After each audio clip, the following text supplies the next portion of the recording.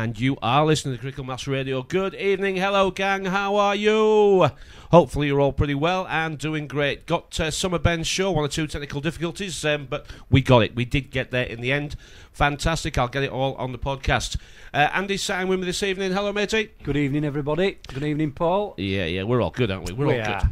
Okay, well, as good as you can be in this bloody madness. I mean, I had a bad day yesterday. I did struggle yesterday. I don't know if anybody else has this.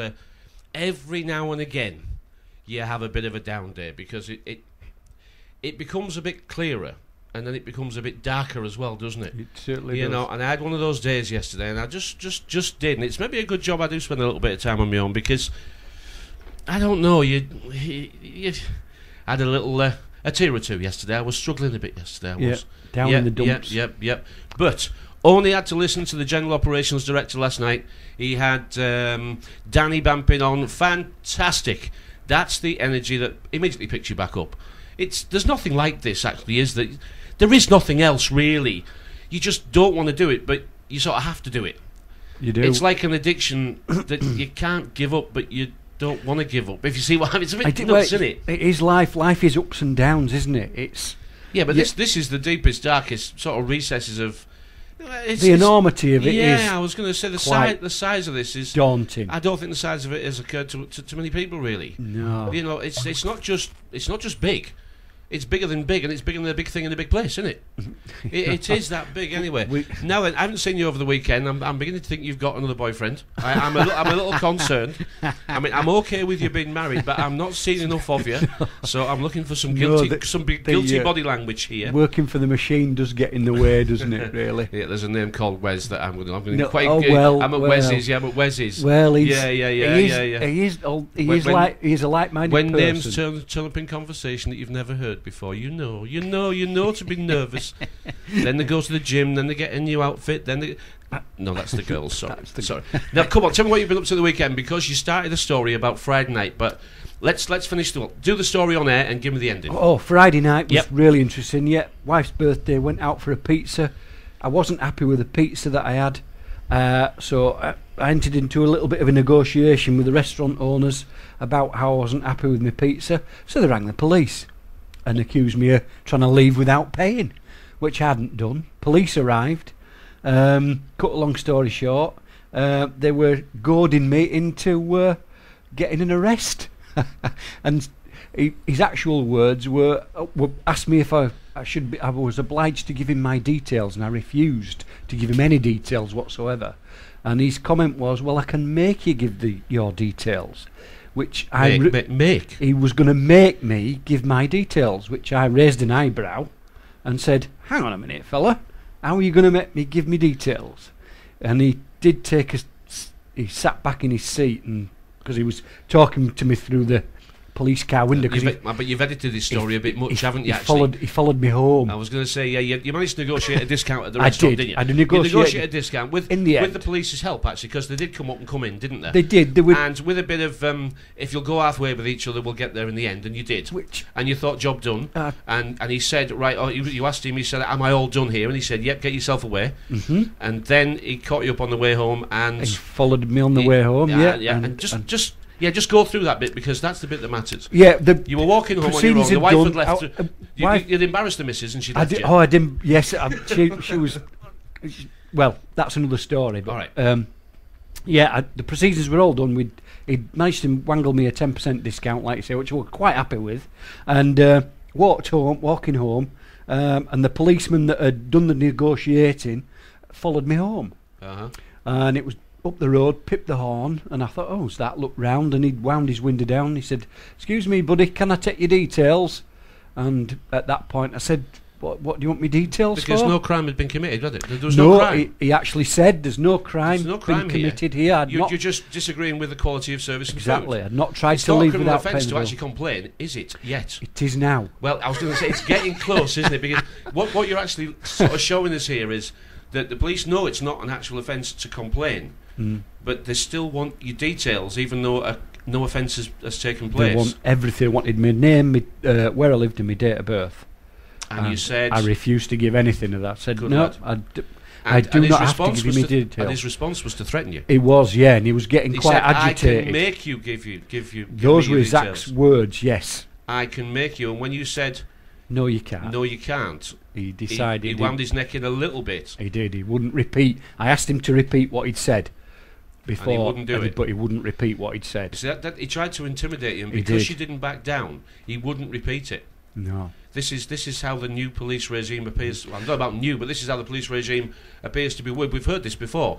They make the law up a little bit, or they extend the law into places that aren't legal and lawful. And as long as you don't know, they're going to get away with it. The enormity of the cost of it as well. There were 3 policemen turned up in 3 separate cars, 2 Land Rovers, and the guy that stopped me was in a Freelander. And what you have to explain here is you're actually out for the evening in a small village. Yes. Well, we could call it a town. It's a little town. All right, it's a little town or a rather big village. Yeah, it's a little farming community. Now, what would we say the population was? 700, 600? Yeah, maybe. And we had two Range Rovers and that. 2 Range Rovers, a Freelander, and each policeman was in a separate vehicle. So and let's explain that this is in the middle of the Dales. It is middle of there's nothing around it. There's nothing around it. The sheep. So what were those 3 coppers doing? Sheep and field. What were they doing, them 3 coppers? It was a quiet Friday night, obviously. Yeah, but they were maybe buying lipstick. They were geared up for. They were disappointed that they didn't go away with an arrest. You could see it in the face. Well, you thought you'd be a bloody soft touch, didn't they? Yeah, good fun. You'd be a soft touch. I enjoyed it. The wife didn't. We have a guest. 9:30 this evening, live on CMR, the Critical Mass radio station, Mr. Mark Passio.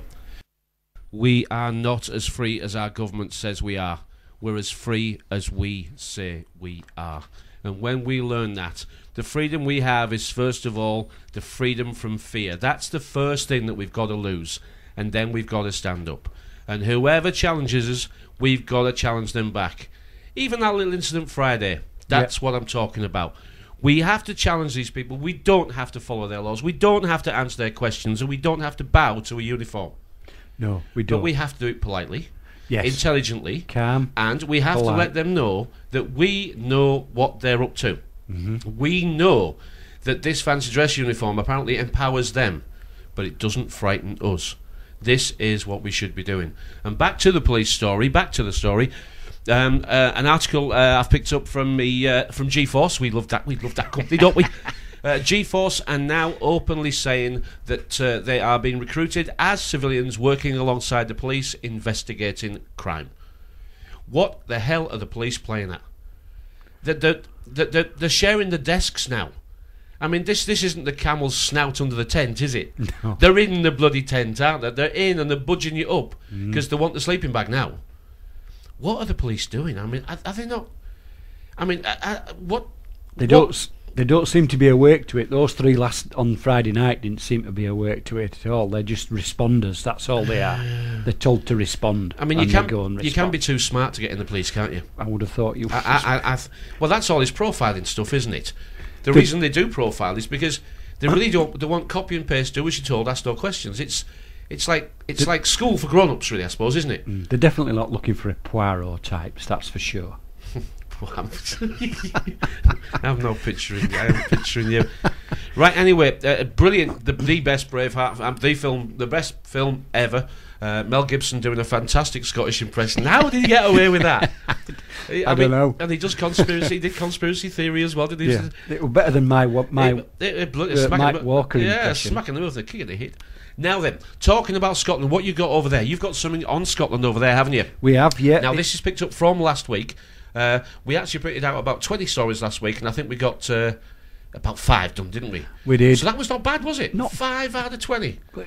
Yeah. Time's tight. I know. We got 7 minutes before our guest is due on, but I want to mention this one. Yeah, now this is interesting. They're calling a vaccine Gardasil. Yeah. Gardasil, and it's the HPV vaccine for teenage girls in the secondary schools. They're going to give it to young girls and boys in Scotland. They're not going to ask. It's just sort of taken for granted that they can do it. Yeah. I remember queuing up for mine at school with the TB and all the ones that they gave you, and we just queued up and did. We just did. Yeah. There was no questions. I mean, I remember the cough thing. Yeah. What was that all about, actually? Because I'm going to have to ask a doctor, what is the hand between the legs cough, please? I can maybe understand, but at 6 and 7 years old, I mean, somebody was enjoying that. Proper weird. The world gets weirder and weirder once weirder and weirder and weirder. Yeah, you just... Anyway, back to the station. A cracking week on the station. Like I say, Ian Crane, great name to have on. In fact, we've almost spoilt everybody this evening, haven't we? I think you are doing, yeah.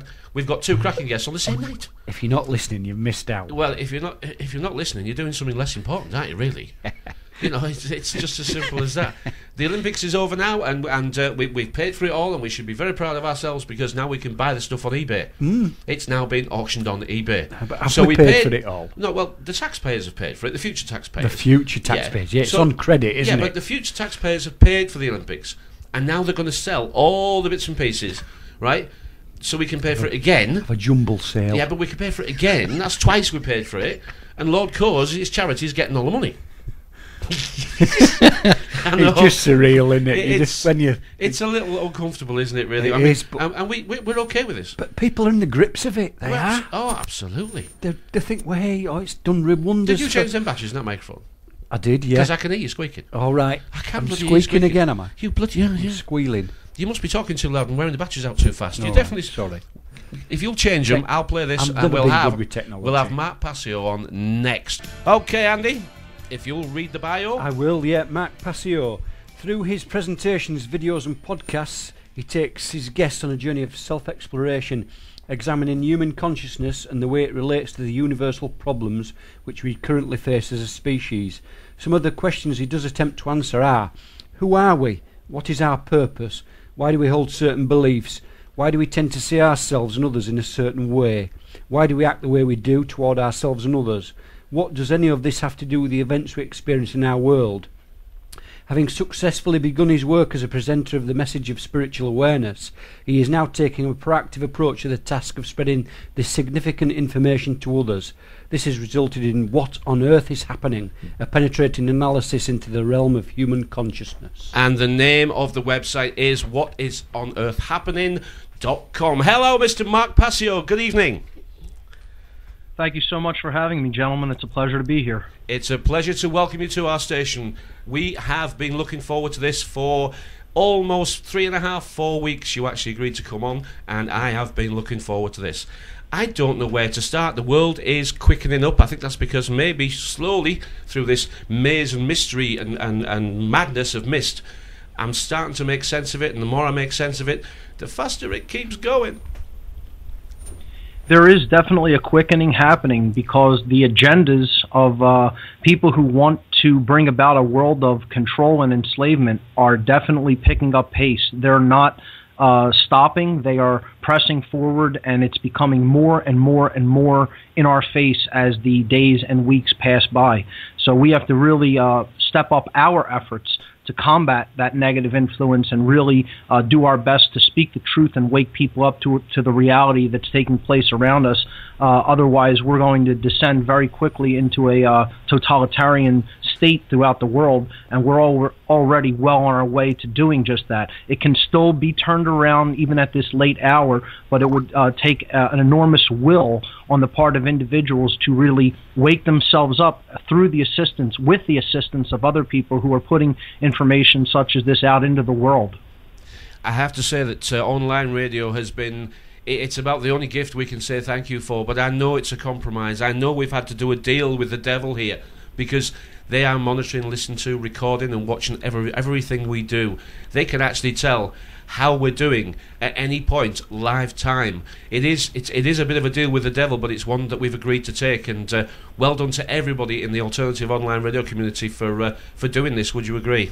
That's absolutely right. That level of courage is to be respected, and the truth has to be spoken with confidence and standing up when you know that you're in the right, when you know that you're standing in truth. You need to step up and speak that truth forcefully and confidently out into the universe, and the universe will reward us for doing that. See, the entire problem is that there's not enough voices in that chorus just yet to speak to the people of the world. We need to keep building these numbers and keep putting this kind of information forward, regardless of who accepts it initially or not. And, as far as them listening, they can listen all they want. Perhaps some of their lower level minions will actually learn a thing or two by listening in to some of this radio information, because all we're really doing is communicating that which is. We're communicating the truth, and we're communicating the objective difference between right and wrong to people. That's ultimately what this is all about. So as far as them listening in, they can listen all they want. And like I said, the only thing that could do is maybe wake some of their lower level minions up to what's really going on and what they are being used to bring about in the world, what they're an unwitting part of right now, whether they know it or not. Now, the way I sort of see it is, and that's good information. I can't disagree with anything you've just said. But what for me is happening, and I don't mean it to, and I wish it didn't, but I'm getting a little frustrated because it's becoming rather obvious, actually, that this system is designed to bankrupt us, bankrupt the country, enslave us all individually. It's not educating us. The police force are being turned against us. Not all of them. There's plenty of good ones around, but we have a private security firm here in the UK who have now they have employed numbers larger than our army. This is a private company that are now sharing desks with the police. I don't know how much further it has to go, but it's becoming a bit uncomfortable to watch. It's the monetary system ultimately lies behind this agenda at a very high level. I would say it's right before the level where it becomes a religion, and money really is a universal religion to people. It's one of the things that they really bow down to and worship, and it motivates and drives most of their actions. The entire dynamic that we're talking about here regarding human freedom is predicated really upon are you going to see the totality and interconnectedness and oneness of everything, and understand that we are all here having a unique experience and learning and growing as a spiritual being, having a physical or human experience? Or are you going to be completely identified with the 5 sense material reality and take money, this illusory concept, this completely constructural concept that really only exists in the human mind, and make that your God and your purpose for being? And that's really what the choice really comes down to. So yeah, money plays a gigantic role in this, and it is positioned as this false God that people are to give over their energy to and give over their emotions to and their belief system to. And that's, if we let that dynamic drive who we are as a person, we're only going to create completely chaotic, disorderly circumstances in our reality. We're never going to create anything that's truly good and orderly, because it's a divisive mindset. It's a dualistic mindset. It's a mindset that is, again, based on something that is illusory and is not actually a part of nature. So we need to get back to understanding that which really is in nature and which actually exists, and stop believing in these illusory concepts, in these false religions like money and authority, and understand that, again, we are all in this situation together, and we are all unique expressions of the totality of the oneness of everything. And that's the fundamental worldview shift in consciousness that ultimately needs to happen if we're to get past this extremely dark point that we're at. We certainly are. I mean, I do see it as the road to hell, the path to darkness, and the uncomfortable bit is that. We're dancing. We've been piper, down it, as it were. The money system, to me, is the primary source of all the problems that we have. Just today, I've got a lady who comes in, and she sort of keeps me on top of things. I live on my own, and I've got a business of my own as well. And she pushes the hoover around and does this dusting stuff. And we're having a chat today about money, funnily enough. And I gave her a £5 note in one hand and a silver coin in the other hand, a 1 ounce silver coin. And I did the old, which one do you think is money? And she obviously said, well, I recognise the £5 note, but the way you always talk, you're going to tell me it's the silver coin. And it's just, you try and do these things, you try and do the best you can with what you've got. And I said to her, if you put that £5 note under the bed 100 years ago, it'd still be there, and you could go and get it, and it'd still be £5, but you'll be able to buy a lot less with it. Now, if you put the silver coin under the bed, okay, it would now be worth almost 25 times more than the £5 note. The penny did sink, and it's just doing things like that to try and get people sort of interested in the alternatives. But I don't want to talk about that, because you have a special connection to what would be the dark side. No longer are you connected, but you were recruited. And I have shared a little bit of an interview that you did with Popeye about 18 months ago, maybe a little shorter than that. I know you and Popeye are certainly good friends, and you certainly do talk about the things that matter. And it was your recruitment into the Church of Satan and what you learnt during your time there that really did inspire me to invite you to be a guest. Yeah, I mean, this is the thing that people really need to begin to understand, is that what lies behind the ostensible power in the world is a dark religion. And this religion is one of manipulatory techniques to gain control over other people. People have an erroneous idea of what the occult really is about, and I'm talking about dark occultism here.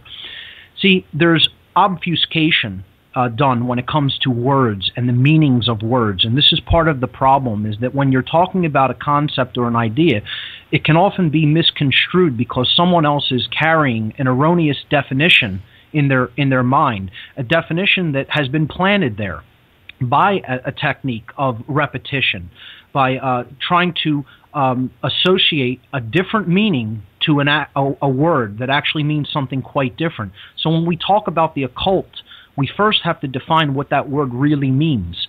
And the word occult comes from the Latin language. The verb occultare in Latin means to hide, to conceal, or to keep secret.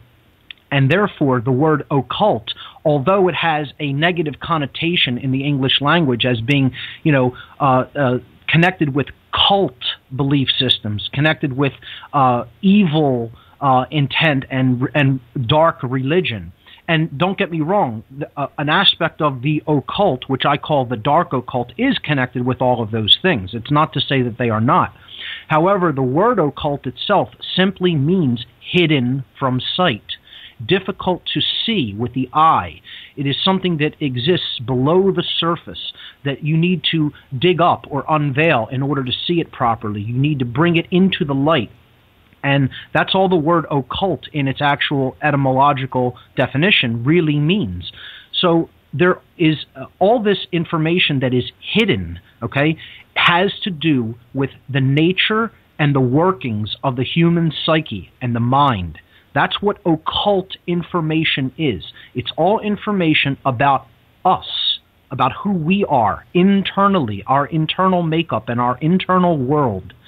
And if we understand that information that has heretofore been occulted from us, been hidden from us, we are going to empower ourselves such that we cannot be manipulated externally by someone else who has evil intentions and motives and does not have our interests in mind. Okay? If the occult remains hidden, if this information about how the human psyche works and how the mind works and how our motivations work, if that remains hidden, then we are operating at an unconscious level, and we are never seeing the things that are truly influencing us around us to behave in certain ways. So we're not taking control over our own mind if we don't look at that which has been hidden. If we just say that can remain in the shadows and that's unimportant and I don't need to know that or understand that, and I don't want to dig deep within the self and I don't want to look within. If that's our attitude, we're going to remain enslaved because we're never looking at the primary causal factors in mind and in worldview that lead to certain kinds of behaviors. On the other hand, if we de-occult this knowledge that has so far been kept hidden from the bulk of the human population, if we bring it out into the light of day, we are really, what we're doing through that process of revealing, of de-occulting that which has been hidden, we are bringing out what is inside of us, and we're putting it out on the table in the light of day for all to see. And it's a revealing of our inner selves, of who we really are. If we do that, if we're willing to take that step, if we have the courage to deeply look at our hidden shadow selves and work through that shadow material, then we're going to come out on the other side transformed, transmuted, at a higher level of awareness and consciousness for having done that work.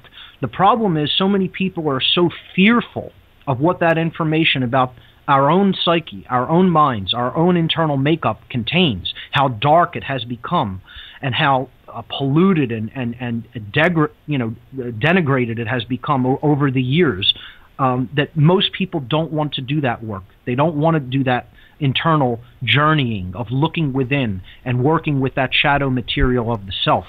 And again, that's one of the worst places to be in mind, is to not want to look at the self, because the self is the agent of change. If we're going to make change in the external reality that we see every day when we look at it with the five senses, experience it with the five senses, ultimately we have to go within and change our own worldview and our own mind for there to be any appreciable or recognizable external change in the physical domain in which we live. It works by changing first internally. We have to change ourselves, our own mind, our own thoughts, our own emotions, and then ultimately our own actions, and then the external reality around us will change for the better as a result of having done that work upon ourselves. It certainly is a lonely journey, but I understood every word of what you just said there. The inner divided duality that we're taught that we are needs to be put back together. It is making the two back into one. That's how it felt for me. That's for me. That's where I act the same all day.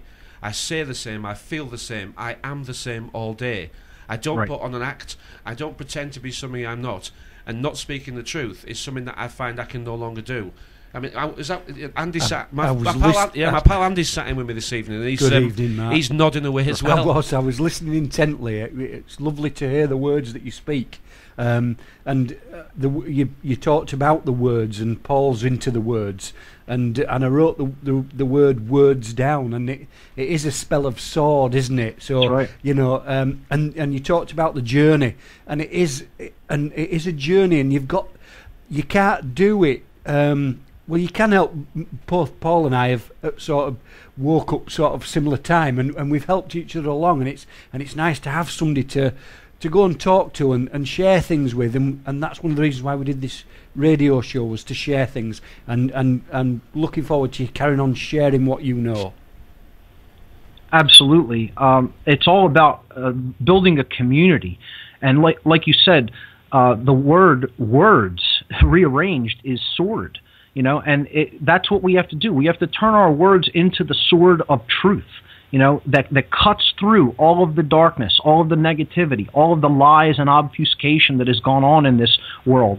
And if we're willing to wield that truth through our words, through the vibratory energy that we put out through the words that we speak, we're going to see rapid transformation happen in this world. If we don't speak that truth out into existence and bring forth that which has already been hidden, we're going to continue on this dark path, and it's only going to get darker and darker as we go down it. The idea is we really need to recognize that the path that we have gone down as a species is one that we should have never even begun on, because it's one that is based on separation. It is based on dualism. And the idea that Paul brought up, that really what we're doing is uniting ourselves. We're uniting ourselves within, such that our thoughts, our emotions, and our actions are all one. And one of those aspects of consciousness does not betray another. For example, how we feel and think about something will be what determines our behavior, and our behavior will be in alignment and harmony with our thoughts and our actions. It will not be in opposition to it. When we have that internal opposition, so that we think one thing and we feel a certain way about the thought that we hold in our mind, but we say, oh, but it would be too uncomfortable to actually live like that and behave like that because of what other people would think about me, or because of whatever consequences of the dominator system would be for me if I actually lived like that. We're creating, by not actually living what we know to be right and what we feel to be right in our hearts, we're actually creating internal opposition within ourselves, and that gets reflected and magnified as more people live in that state of opposition and duality, and we're creating a duality that's based on oppositional consciousness and strife, and ultimately that will become more and more progressively disordered as more and more people live that way. Conversely, if more and more people bring their actions into alignment with their thought and their emotions, such as there is no contradiction between those three modalities of consciousness, then we're orderly within. We're creating harmony within our own individual psyches, and therefore, as that dynamic builds and more people practice that practice of unifying within themselves, of becoming non-dual, then the entire society will become progressively more ordered and more geared toward true freedom and more geared toward everything that we call good. Yes, I totally agree with everything you said there. And that is the key thing, isn't it? It's the good inside you, and you've got to listen to that. There is good in everybody, and you've got to bring that to your forefront of your conscious mind, and think that positively all the time. But the problem is, the devil is a temptation, isn't he? The devil is a tempter. We're tempted into. We know we shouldn't. They tell us that the food we're eating isn't really good for us. They tell us that there's all sorts of stuff in the water. God knows what they're doing with the air. They tell us politicians are liars and thieves. And still, we fall for the sale of sex, drugs and rock and roll. We'd still rather have our own little devilish pleasures than sort out the bigger problems. And it's a concern now. It is a concern. Now, can we change directions, Mark, a little bit? Sure. Can we go the mindset of these people? Because you and I couldn't do what they do. They actually look down on us in a derogatory way. Everything they pretend to do for our betterment ends up being to our detriment. Everything that they tell us ends up being the complete opposite of what we think it is. What sort of people, and how are they being made? Because we couldn't do it, and that's half the battle. People at this level here, they don't believe that other people could do it because we couldn't do it. Right, and it's a naive and dangerous mind state to be in, to think, to try to ascribe your own morality to someone else.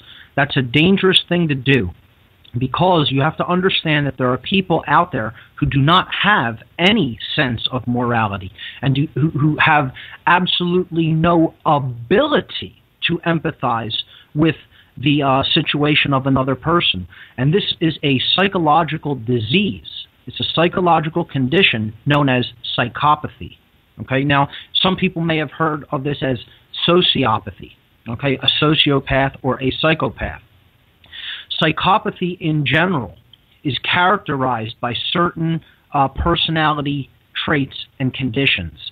And we need to become very familiar with these conditions, with these traits, if we're going to recognize a psychopath for what they are, and understand how we can really protect ourselves against individuals like this by not playing their game. See, what a psychopath wants to do ultimately, before I even get into the characteristics, is they want to make other people like them.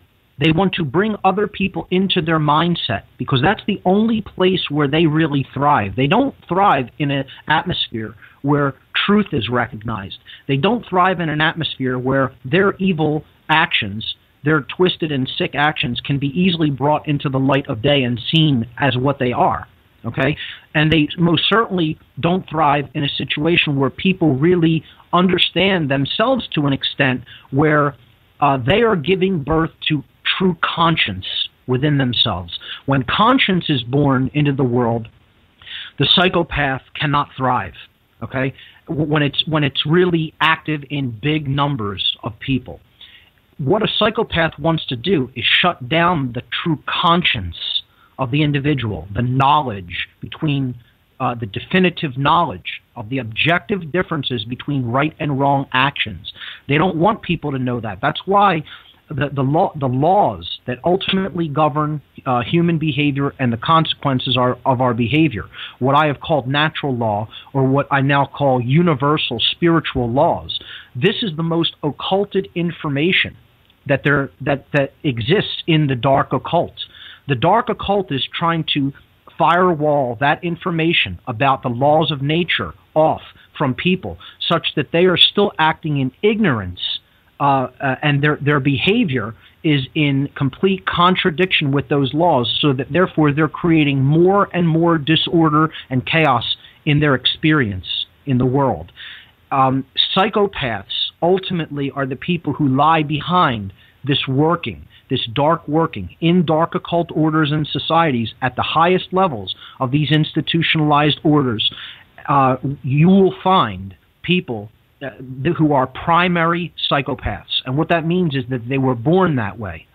It's not a condition that was acquired because of experience or because of circumstances. Okay? Now, there is another form of psychopathy that can be acquired through the experiences that someone has in life.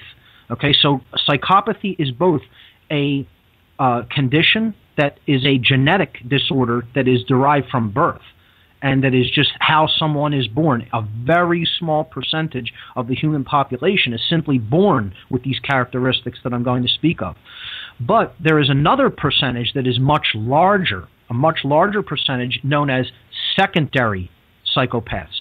Secondary psychopathy is people who have become like the characteristics of a primary psychopath through their world situation, the worldview that they have taken into themselves, whether through being taught it or just acquiring it through circumstances and conditions, and they're just basically their set of conditions in life has born this overall worldview into being. And it doesn't have to be like that. It can be changed.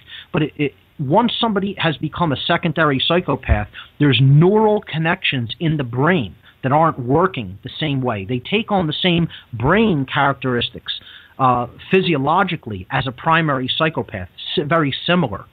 And for that to be worked out, for that to actually be healed, is as difficult as any other physical therapy for healing may be. It's a painstaking and laborious process that requires will on the part of the individual and those around them who love them and are supporting them in that effort to actually get that healing done.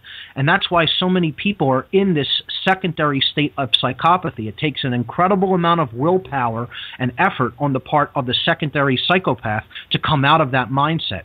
So now that I've explained the difference between primary and secondary psychopathy, let's look at what the characteristics overall of a psychopath are. A psychopath has these following characteristics. They're, one, extremely aggressive and callous to other people. Okay, they only really care about themselves. They have a total lack of conscience.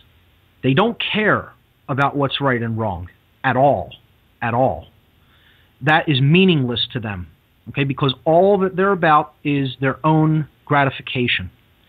They have a complete absence of empathy for the feelings of other beings.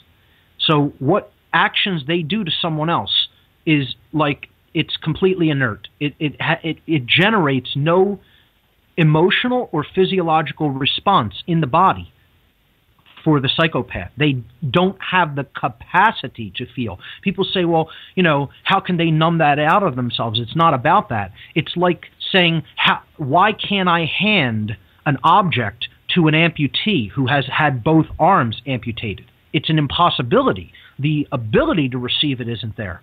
Okay, and that's how the brain of the psychopath, the primary genetic psychopath, is actually damaged.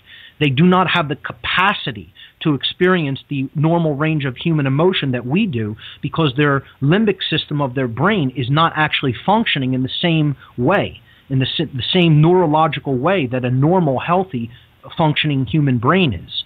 So that's the third characteristic.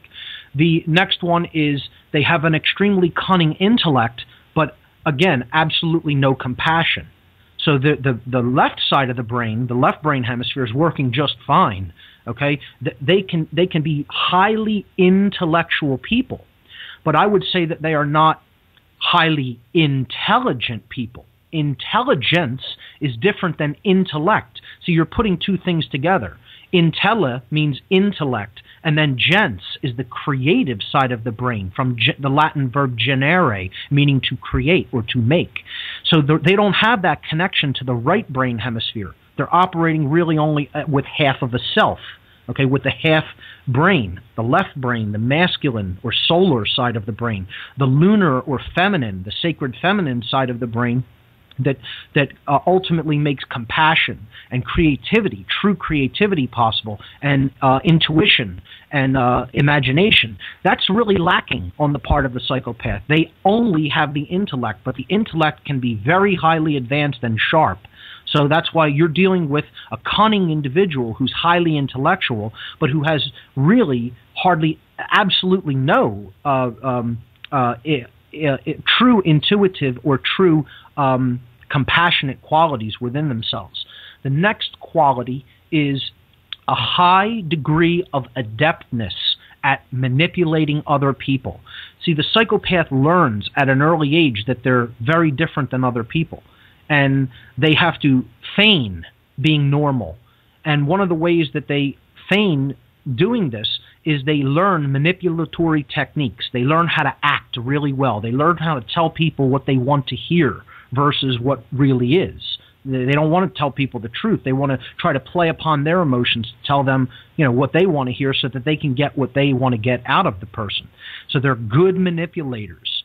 Okay, they have a very strong capacity to engage in immoral criminal behaviors, regardless of who they hurt. So their high degree of willingness to just bowl over anybody that they need to bowl over to get what they want. Another characteristic is that they have an ability to appear outwardly benevolent. This is connected with their ability to manipulate others. Again, they can put on a mask and seem like a genuine human being. They're good at play acting because they learned play acting from an early age. Once they realized that they were kind of almost like an alien species here amongst other people. They were completely different than the normal human being with a normal range of human emotion. They had to learn how to act in order to stay hidden, because once they're realized as a predator, game over for them. If the community recognizes them as a predator, their actions and motivations will be brought out into the light of day, and they'll never be able to manipulate covertly. That's the key to their entire agenda, is covert manipulation at a subconscious level. So that technique, that characteristic, an ability to play act and appear outwardly benevolent, is highly important to the psychopath.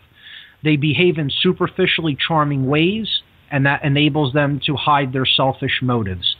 They're willing to use intimidation and, if necessary, violence to control others. This is completely inherent in any system of government. Government is based upon violence because ultimately psychopaths are in control of these institutions throughout the world, wherever they may be, any time that they may be in history, and any culture that they may exist in. Ultimately, psychopaths gravitate toward positions of power inherently because they want to control other people. So they're going to gravitate toward government. They're going to gravitate toward bureaucracies. Okay, and they are completely willing to use violence to get what they want. Another characteristic is that they are willing also to intentionally violate anyone else's inherent human rights. Human rights are meaningless because they don't have any compassion. So violating someone else's rights, even down to the point of taking their life, is almost meaningless. It is meaningless to the psychopath. The end justifies the means to them. That's the key thing to keep in mind. The end justifies the means. They don't experience or express any guilt or remorse. So any actions that they do that are harmful to others, there's no guilt or remorse, specifically because the part of the brain that generates the chemicals, the neuropeptides that go into the body, into the bloodstream, okay, that help us to enable us to experience emotions, that part of the brain isn't working in the psychopath. So they'd have none of the physiological response at hurting someone else that a normal person has. They're completely willing to rationalize immoral behavior, to blame someone else for their wrongdoings or their guilt, okay, and or to deny it outright, to just totally lie pathologically, okay. They view the feelings and desires of other people, so the normal range of human emotions to them, what the average person wants, generally peace, prosperity, harmony, not strife in their life.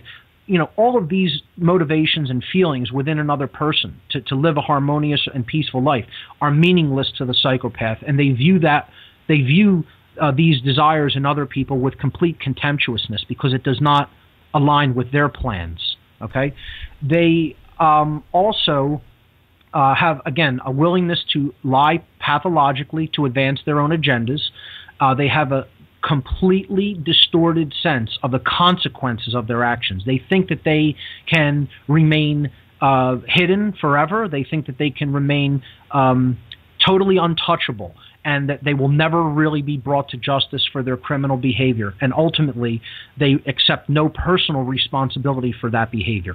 All of those things are the general characteristics of a psychopath. And if you think about that deeply enough, you will recognize that it is not just the tiny, small minority, which I would personally estimate is probably around 1%, or maybe even slightly less than 1% of the entire human population, which is a very small number. There are some clinical psychologists and others who have placed that number at a higher number of the actual number of primary genetic psychopaths in the world, in our species. Some would place it as high as 3% or even 4%, which I think is a very inflated number. I would, according to my best guess at the availability of information on psychopathy, I would place the number at less than 1%. But when you really think about this honestly, from a bigger, deeper perspective, you'll understand that the tiny fraction of primary psychopaths in the world is not the problem. The problem is that they have effectively communicated through the propagation of their worldview, okay, through things like social engineering, social Darwinism, moral relativism, and other diseased ideologies.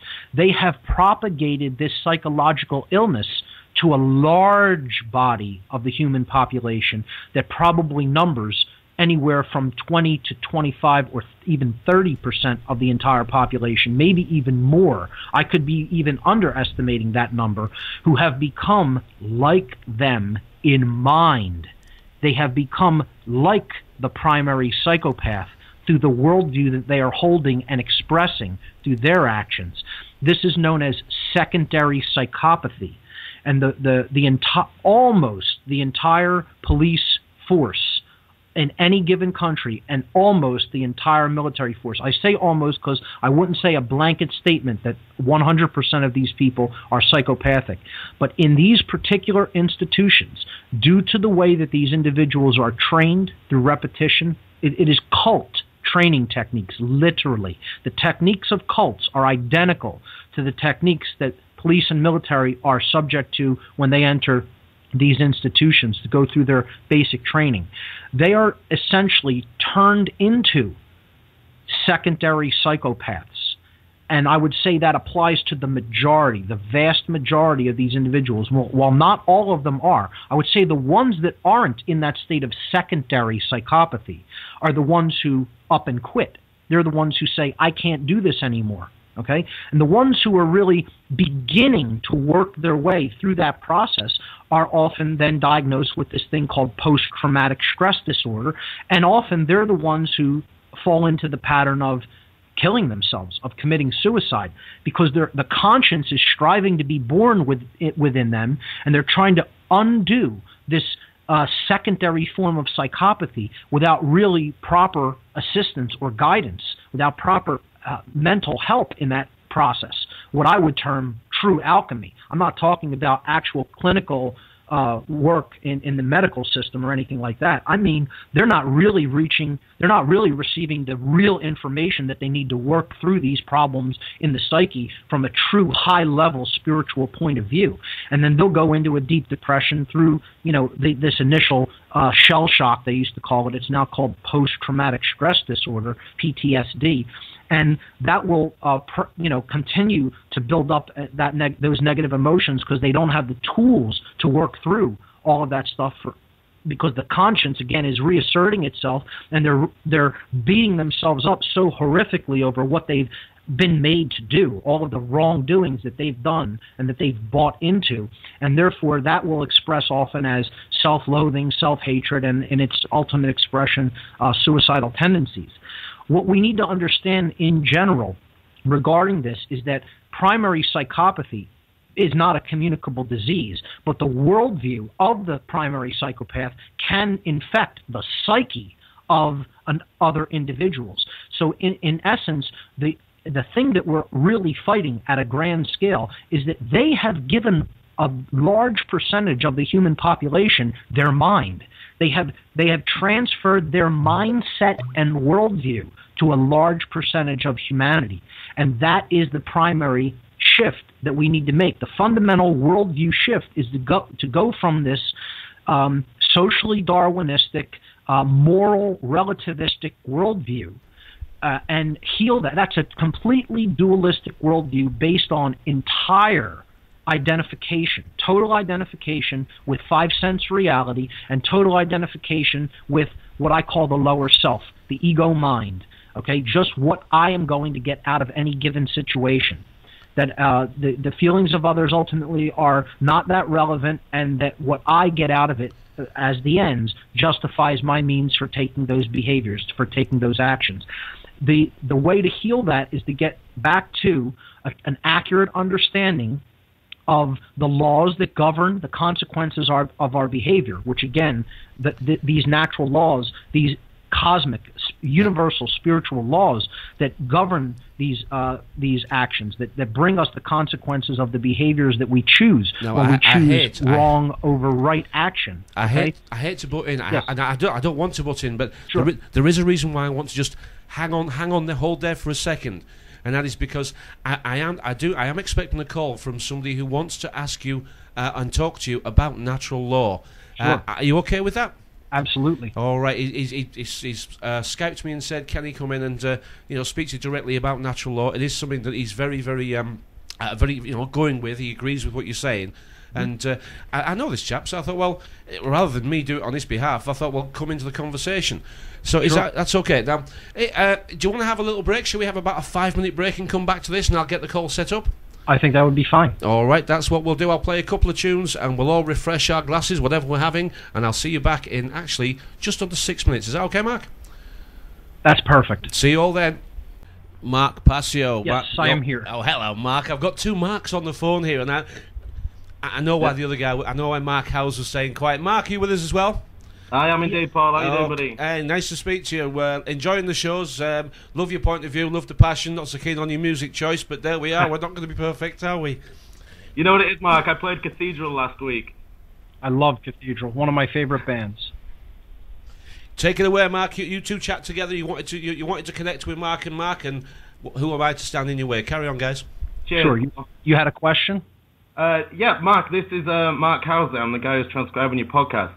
Hi. Nice to speak with you. Yeah, you too. Eventually in person, eh? So yeah, I've got my show here on the same station actually, called Methods of Mayhem, which is based loosely around what I've learned from yourself and others. I did my show. I've only done 3 so far, and I was getting into the last 2 have been almost exclusively about natural law. Right. And there was a debate got started after the last one about natural law itself, and I was reading from the Kybalion, the 7 Hermetic Principles of the Kybalion. Sure. And the debate sort of went about, should we be learning things that have that the opposition, the manipulators are using for our own ends in such a way. And I was trying to explain that I feel like it's neutral knowledge that we can use either way. I just wondered if you could just speak on that and just sort of help us clear the air a little bit. Absolutely. I'd really be delighted to speak on that, because this is a very important concept that people really need to grasp. The dark occultists, the people who are the highest level mental manipulators and who are steering this agenda toward enslavement, are doing this with the full knowledge of how these laws that I have spoken of many times on my radio show and on other interviews in hand. They know how the universe actually works to bring us the expression that we have put forward through the energies that we are working with and through the choices that we make. They know how these laws of creation work fully. And that's how they are exploiting that knowledge. They are exploiting that knowledge because if you have knowledge of how any given system works, okay, and you know that other people don't, and you specifically know that they don't because you have worked so hard to pull that knowledge back from them and hoard it and not share it. And the reason that they have done that is because they want to wield that knowledge as a weapon. Think about it. Anybody who doesn't have even the basics of knowledge about how something works can easily be manipulated. They're going to be willing to believe anything that someone else tells them regarding how it works. If you can't add, if you can't do mathematics, if you don't have the knowledge, okay, of mathematics, someone else can easily, with the knowledge of how numbers add up, okay, can easily beat you for your money, can easily use that as a method of getting what they want from you, and you would not have enough awareness or common sense or knowledge regarding what they're doing to even counter them or say no. And that's what they're counting on. If they remove, and they have successfully done this, not successfully enough, but up to this point they've been very successful in removing this knowledge from the general circulation, from the circulation within the general human population, keeping it sequestered, keeping it hoarded in their vaults and keeping it in their minds only, and then they're using how that knowledge works to manipulate other human beings. So when people talk about, oh, I don't want to look into the occult, that's their belief system. This is a 100% complete lack of understanding through fear. Okay? They're fearful of what they have been told erroneously by other people of what occult knowledge is. What occult knowledge really is, again, is how the laws of nature actually function and how the human psyche and the human motivations to do certain things, to take certain behaviors, how those dynamics actually function. When you put those things together and you hold them in hand, you have the master key for really how to create a scenario in the world, how to make things happen, even if other people don't want them to happen. Because you have the ability, through the knowledge of these working laws and through the knowledge of other people's motivations and psyche, the internal the internal dynamic that's going on in their psyche, you have the ability to manipulate their perceptions of reality through their ignorance. Okay? And it's that ignorance that they're playing upon. But make no mistake about it, these individuals do understand how higher level universal spiritual law functions. And here's the problem. Their mindset is such that they despise and detest, they loathe that these laws are in existence and put there by creation itself. You could call that whatever you want, the dynamic underlying intelligent force that underlies, all matter. You could call it God if you want. I don't have a problem with that term. You can call it the creative energy, the creative force, the universal intelligence. It doesn't matter to me what label someone puts on that force, that creative essence that brought forward those laws into existence. Okay? But they detest and despise the fact that they are bound in the physical domain to those higher cosmic spiritual laws.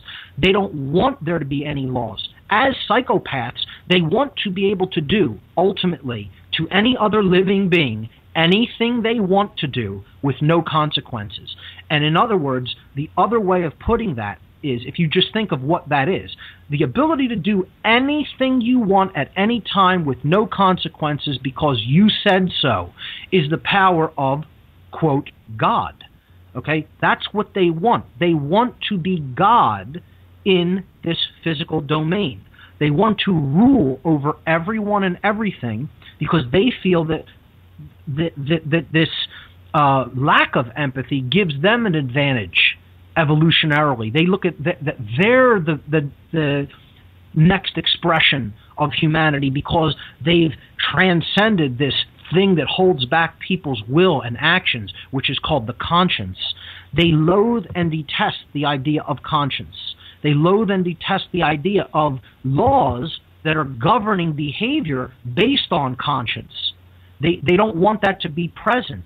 So in other words, they are in opposition to the entirety of the true natural order, not what people think of as the natural order. In this twisted Darwinian sense, people think of the term natural order as those with the biggest claws and sharpest teeth win. That's not what we're talking about. We're talking about divine spiritual order. We're talking about the higher laws of nature that govern the consequences of our behavior, of our choices in behavior, based upon right and wrong. That's what universal spiritual law is. These psychopaths who are ultimately behind all the institutions on this planet, who are ultimately dark occultists and have this twisted religious view, they want to be God. They loathe and detest the fact that natural law exists at all and look at that as an indicative of the universe itself being a prison for them. That's how sick and demented their worldview is. That they don't look at this as a construct for experience and the soul incarnating in the physical to gain experience, learn, and improve upon itself. They don't look at it like that. They look at it as a prison because it's governed by law, ultimately at the highest level. They don't want that law to be in place, and they want to do everything they can to turn the true natural order onto its head, create chaos such that they can rule in hell. See, that's the whole point. They look at this whole place as hell, not a place for experience. They look at this as a prison, and therefore they want to make it a prison for everybody because they detest being bound by cosmic universal law. That is their mindset. Once you understand cosmic universal law is not here to imprison anyone. It's here to help to act as a guide for us on our evolutionary journey in consciousness, and it's here for our greatest benefit, to help us to be able to create anything that we want to create, so long as we're not infringing on other people's inherent rights. That's all. That's all natural law is about. It is not a prison. It is not a condition that is binding us for our detriment. They're boundary conditions that are there to help guide us so that we can have the fullest expression of our desires. And these sick, twisted, psychopathic, dark occultists view it exactly 180 degrees the opposite, diametrically opposite to how it really is. They look at these conditions as constraints for their sick, twisted, egotistical will. They want to be able to do anything, no matter how depraved or who it hurts, at any time with no consequences resulting to their being. And again, that's claiming the power of a god and wanting to, quote, rule in hell rather than serve in heaven. So again, to go back to the initial question, why should we look at some of the writings that they pay attention to? It is just because that these are not inherently dark philosophies.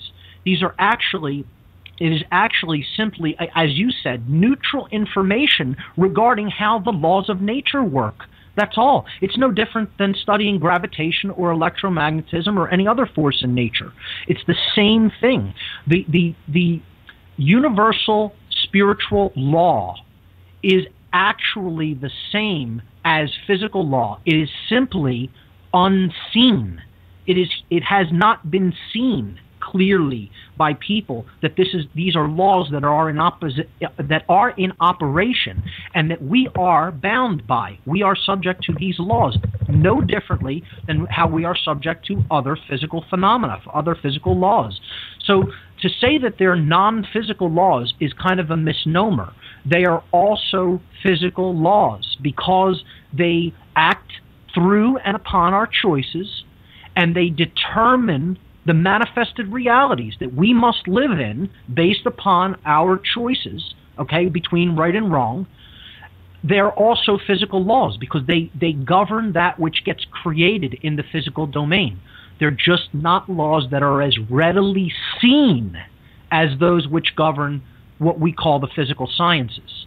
So again, cosmic, universal, spiritual law ultimately is governing through our choices. It's governing the behavioral consequences of our choices and providing us that which we are experiencing in the physical world. That's what natural law is there to do, and that's to guide us on an evolutionary journey in consciousness, not bind us into a prison. So we have to stop seeing, if we're seeing natural law as that, it's the wrong way to look at it. That it's binding us like putting us into a prison. Adherence to these higher laws are ultimately what's going to grant true freedom in the physical domain. And unless our actions are in harmony with these laws of right and wrong, we're never going to be free here on Earth, or anywhere else in the universe for that matter. We're always going to be creating more and more discord, strife, disorder, chaos, and ultimately enslavement for ourselves for as long as we refuse to recognize such laws. So the book that you mentioned, the Kybalion, is actually a phenomenal starting place for understanding the principles that underlie natural law. These principles are cosmic, universal, ordering principles, is the best way that I can describe it. If you understand how they work, you understand how we are ultimately creating the reality that we experience. And again, the dark occultists, these dark forces, they know this. And they're using that knowledge in a differential power sense. Knowledge itself isn't power, but the application of knowledge is power. So if you have knowledge and someone else doesn't have it, you can apply all kinds of power and create an enormous power differential over that other individual. So in other words, what we're trying to do here by de-occulting this information and helping to put it into other people's hands so that they can come to a deep grasping and understanding of it is we're leveling that playing field. We're bringing back to balance that enormous power differential that has existed for millennia. And that's ultimately a good thing. People have to stop seeing this occult information in fearful terms. It isn't to say believe everything that you read in any occult books. Absolutely not. You have to be discerning. You have to take what does truly resonate in truth. You have to, work on your ability to perceive truth from falsehood. And just because something's written in some occult tome doesn't make it true. We have to be discerning about what we accept into our worldview, absolutely. But to approach the entire topic with fear and to say just because certain dark occultists are using this information for their purposes that we should not look at that same information is utterly fearful, and it's nonsense. Excellent. Cheers, Sam. There's a bit of a chat going on in the chat room at the moment about Psychopathy, which was mentioned in there as well. Yes. And there's a bit of a chat going on about whether people are the ones who are born without the care, that the sacred feminine care, or the ones that have it taken from them. And I put a little link up to your website and refer people to podcast 17 of yours where you interviewed Neil. Just wonder if you want to speak a little on trauma-based mind control and how we can remove it. Yeah. That's an extraordinarily difficult one, and that's a very dark podcast for people to listen to at first. I would say... Ain't that the truth? Absolutely. Listen to that podcast. It's powerful. I would say use as a prerequisite for that podcast some of the earlier ones, the information on consciousness, which I discussed early on in my podcast series. But absolutely, that one's about trauma-based mind control, and that's an entirely different ballgame. Okay, that is the hard wiring through torture of the physiological brain into a different configuration. So that's creating what is known as an alter through enormous physical trauma and suffering that the recipient of that trauma cannot escape from physically. And by holding them in that incredibly painful, tortured state, you can actually fracture the human psyche, fracture the subconscious mind into smaller bits. These are called alters. They're like, look at it like an old ice cube tray that had, the tray that can be separated from the handle with the dividers that could be separated from the bottom of the tray. Look at the normal state of the mind as putting water in that bottom tray, and it's all one. It's all, in one big container.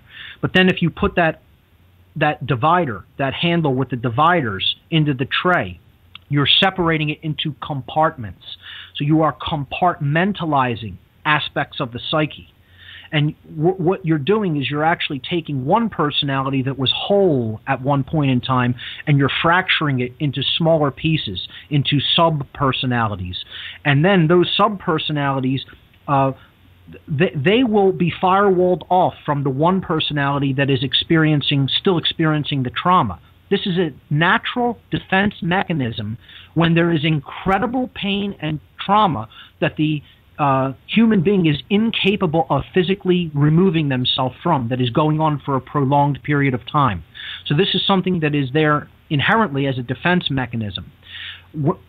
This is something that dark occultists and people who practice trauma-based mind control know about. They want to fracture the mind because when these other personalities or alters get created as a result of performing this trauma on the individual, again, they're like blank slates.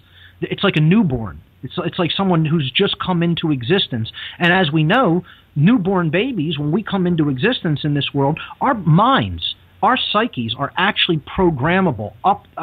Fully programmable. Just accept information like input at a computer. And a computer will not reject any input you put into it through programming. Okay, it's just going to take it and then it's going to output it. We're taking in information up to at least age 6. Some neuroscientists and psychologists would even place it at even higher, at an even older age, that we take in information almost unquestioningly. It was up 6 to age. Years old when Neo was sort of left alone, wasn't it? That's correct, because they know that they need to do this at an early age, especially. That's the prime time to do it, because other personality traits will not be fully formed until the age of 6, which is when kind of this hardening of the personality type starts to come into being. So another thing we need to understand about psychopathy, especially secondary psychopathy, is the conditions that an individual is in at early age, from birth to age 6, is going to be one of the primary factors in ultimately determining the health of their psyche, their physical brain, and the worldview that they're setting out with into the world from ages older than that. So trauma-based mind control is a whole different ballgame when it comes to getting out of that state. It's rare when someone fully comes out of that state. Okay, this is hardwired control, and it's an even deeper level of control than what I would call soft mind control, a much deeper level than manipulatory techniques that I call mind control. I would term that soft mind control, those manipulatory techniques, whereas I would term trauma-based mind control hardwired mind control. And that's a whole different set of techniques really to come out of. That individual who called himself Neo at that time and has since come forward, it is Jay Parker, who spoke at the Free Your Mind conference last year in 2011. And will be speaking at the next Free Your Mind conference, Free Your Mind 2, coming up in April of 2013. Oh, did you get my email about that, by the way? Sorry, jumping in real quick. Regarding Free Your Mind next year. Check your emails. It's in there. You'll see. Okay, sorry. I will. So Jay actually helped himself to get over these techniques, one, through reading deeply about the human psyche and understanding more and more about what's really going on inside us, and then practicing different kind of techniques like emotional freedom technique, which is a tapping form, by practicing meditation and other techniques that really help to release the holding on or the attachment to that hurt that ultimately has built up and kept that person within the program. That's the intent. It's a aggressor and victim cycle. Okay, it's the perpetrator who is then doing the trauma is creating a victim but then the victim will identify with either the victim role or with the aggressor role, with the person who is actually doing the trauma, and they'll become someone who will propagate that entire cycle once again, the abuse victim cycle. So the person being abused will then often become abuser. And that's what the dark cults in this world, the dark occult institutions, one of the things they rely upon is to propagate that abuse cycle. They want the people that they have abused through these different techniques to then become the next abuser and propagate the cycle, so that the same inherent worldview gets transmissioned down the line. It gets propagated down the line. We need to break that cycle, and the only way to break that is through enough self-knowledge about what's really going on inside us to work through that trauma, to work through that harm. We need people to assist us in doing that, caring individuals who have not been subject to trauma like that, open access to information, and then access and willingness to practice healing techniques, healing modalities, which I believe he spoke about Jay spoke about in issue number 100. So you could see that's an addendum to that first dark interview, which we talked about the events that actually occurred to him early in his childhood. Then episode 100 on my podcast series, he goes into the healing modes that he employed to help himself in getting out of that dark mindset and not to propagate that abuse victim cycle. Fantastic stuff, guys. Fantastic stuff. That's going to be a podcast that I'm listening to before I go to bed. Any more questions from you, Mark? I have one quick one, Mark, if that's okay, and Paul. Sure. Okay. Did you see the Olympic closing ceremony, Mark? I did not. I happened to catch the opening ceremonies, but I did not see the closing ceremonies as yet. It is something that is on my list of things to do. There was a very, very, very blatant thing in there. I just wondered if you could just... Because people have been asking me about it, and I think I know what I'm talking about enough, but I haven't quite done my reading properly, and you will have done. They did like a ballet performance at the end, and everyone was dressed in flame outfits. And it looked to me like they did a goddess sacrifice on there. The girl who was dancing fell down, and she was carried out, in a funeral sort of pose. And at this time, a giant red phoenix came from behind the Olympic flame as the flame went out, and the red phoenix sat there for the rest of the time.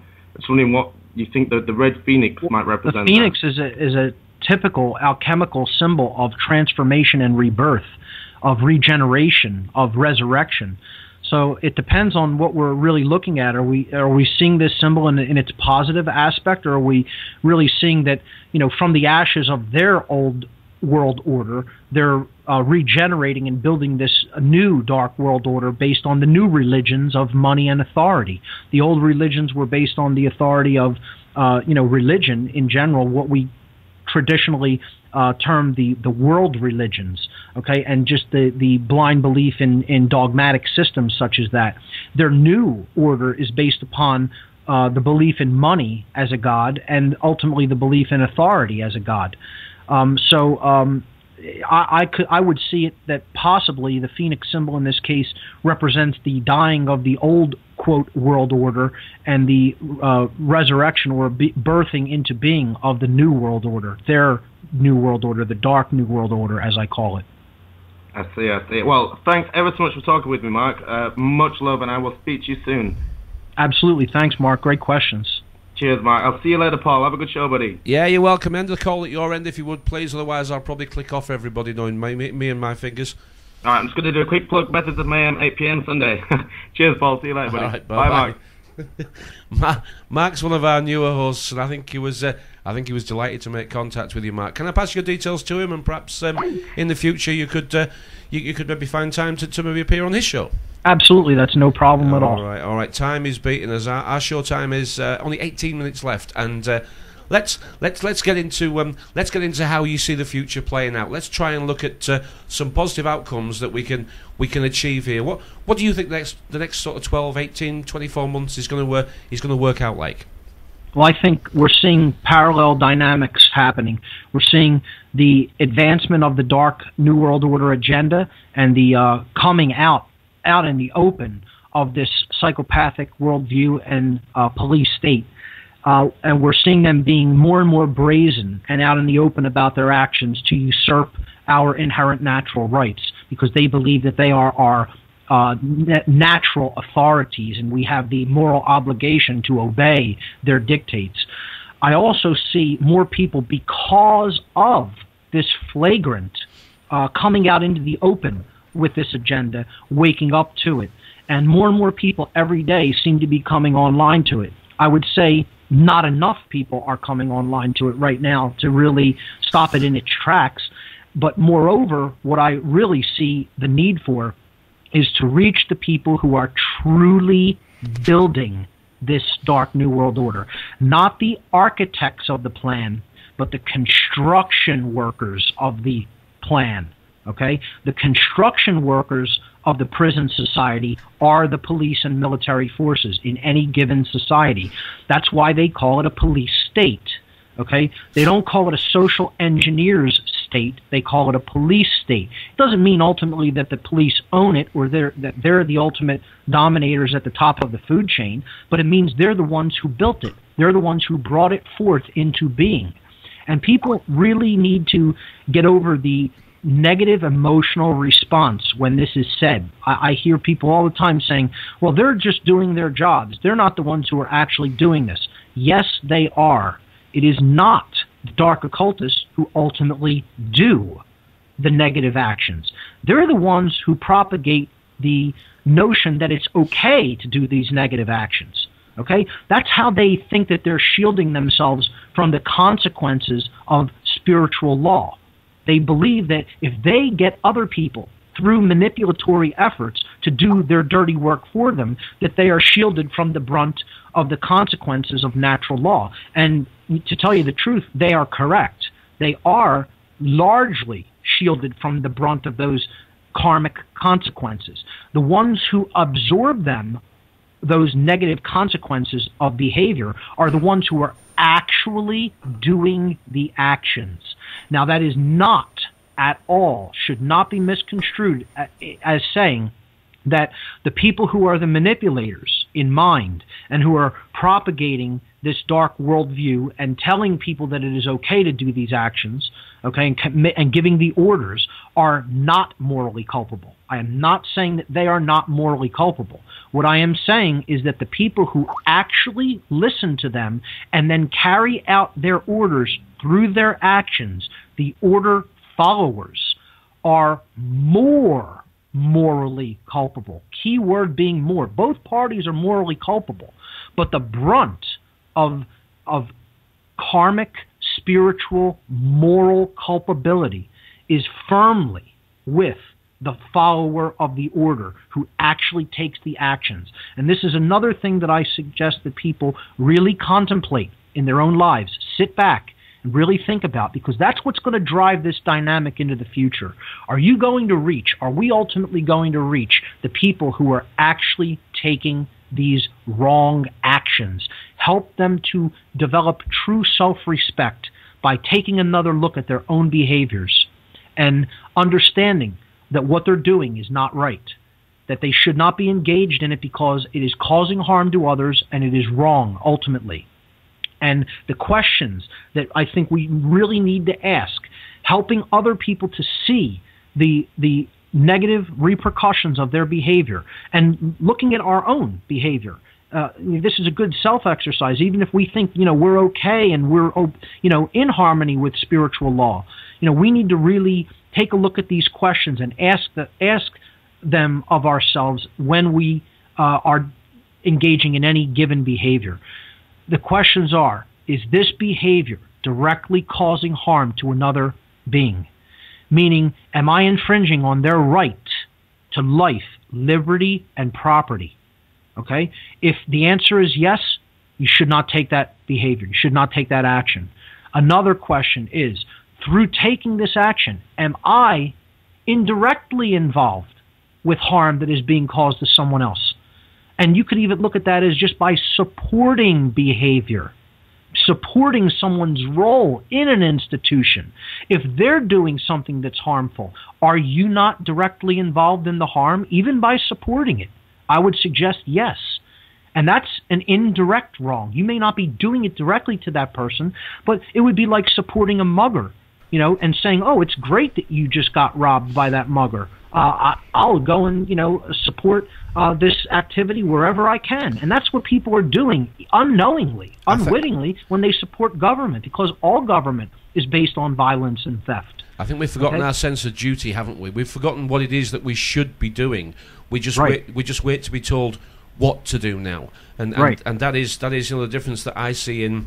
I don't like to sort of knock the males of the UK here, but what I see is a broken set of people who they've forgotten what it is that they should be, and it's quite upsetting to watch, because they really do just wait to be ordered around. I've got 4 youngsters that work for me. They're 15, 16, 18 and 19, I think. These are the most lovely kids I've ever employed in my life. They're really kind, they're caring, they're happy to have a go at anything. But they're not the same as they were 20 years ago. They don't have the same fire and fight and excitement and enthusiasm. Their actual ambition is just to make sure they've got the best phone. Wow. And what you said there really resonates, that we've become, this secondarily psychopathic society, and that we're more focused on, what's in it for us rather than whether it's right or not. And it wasn't always like that. Westernized people in the past did not have this lack of morals, this satanic mindset, this totally morally relativistic mindset has creeped in over the years. And ultimately, one of the things that I think how we can dispel that dark mindset and bring on a good one that is truly based in morality is, instead of even asking the question what we should be doing, the best way of approaching what we should be doing is to ask the question, what should we not be doing? Yeah, but I agree. People are so against that negative approach, of looking at the negative. Big in the New Age movement is the idea that, we shouldn't look at the negative, we should only focus on the positive. I take the exact opposite tack. So what you're going to do is sit there cross-legged and wish. We've got to do something, haven't we? We have to actually get involved. I mean, we know what's missing from society. It's the caring, the sharing, the love, the compassion, the understanding, and the responsibility. That's what's missing. It's all missing. So it starts there for me. It starts there, and sharing isn't giving people money. That's not. You're not helping people at all. That's not what I mean by sharing. It's sharing knowledge, sharing time, and understanding that people are suffering, and you have to understand their suffering for them to open up and share it with you. And once they share it with you, you've made a friend, and now you've made a difference, and now you're up and running. And I don't think people understand even that simple thing nowadays. They always judge it. What's in it for me? And you can see that within the first 2 sentences of a conversation. What they've done is they've judged the outside of the packet. Okay, they couldn't care less what's on the inside. They've judged the outside of the packet, the car you're driving, the accent that you have, and already they've decided how much time and effort you're going to get. Right. Well, I mean, that is so powerful what you've just said there, because that's really what it's all about. I mean, we need to start looking within what the real values of the individual are what determine, whether that person is really helping to create a dynamic that's positive or not. And we need to hold in our mind the true value of the individual, that we all have the same basic wants, desires, and needs, and to live peacefully in the world and not interfere with other people's ability to live peacefully in the world. Ultimately, at some deep level, we all want that. At least those of us who are not primary psychopaths. And the way to really get to that expression, and again, I love what you said about an expression of true love being the willingness to spread information and spend time with people. That's a big one. That's a big one that is so important today. People willing to just be physically present and spend time with other people and talk about things like this with them and help work them through psychological issues that they're going through, if they have the understanding and knowledge to be of assistance in that process. That's a big thing. Willingness to spend time, I think, is just what you said. It's an expression of real love. But don't we understand the following? I mean, I think everybody's going to actually feel, yes, I think that's true, because I'm going to say it loud. When you ask somebody, tell me what happiness feels like, and where you get it from, and how did you achieve that feeling? And do you know what happiness is? It's actually helping people. It's as simple as that. Right. It's helping an old lady with her shopping to put it in the boot of a car. It's helping an older gentleman pick up his walking stick because he's fallen over. It's helping your next door neighbour with a cup of coffee or a bag of sugar. It's chatting to your pals who you know are maybe on hard times, and you say, "Come on, let's go out for an hour, and it's on me this time." Or you see somebody who's got a broken roof, an old lady with a broken roof, and she doesn't quite know who to call because she's scared and doesn't know whether she's going to get ripped off by these cowboy builders that we're told live everywhere. It's just getting involved with the people you know. We can't save the world because we don't own the damn thing to save individually, but we can save our own little worlds. By making connections, by forging connections with other people. It's that easy. Right. Anyway, Mr. Mark Passio, you're missing an N off the end of your name. He certainly is. You're missing an N off the end of your name. Well, in Italian, that is what the word Passio means. Mr. Mark Passio. Yeah. I have to say, on behalf... Another way of looking at that is suffering as well, which could be the dark or negative aspect of that. And my first name resonates with the term warrior. So, passionate warrior, suffering warrior, that's the etymology of my name. What a great name to have, and it's been well given to you. I have to say, on behalf of all the people connected with Critical Mass Radio, thank you very, very much for spending time with us this evening. What on Earth is Going On is the website. What on Earth is Happening. What on Earth is Happening is the website. And I know that you've got on the front page there, you've got 4 videos.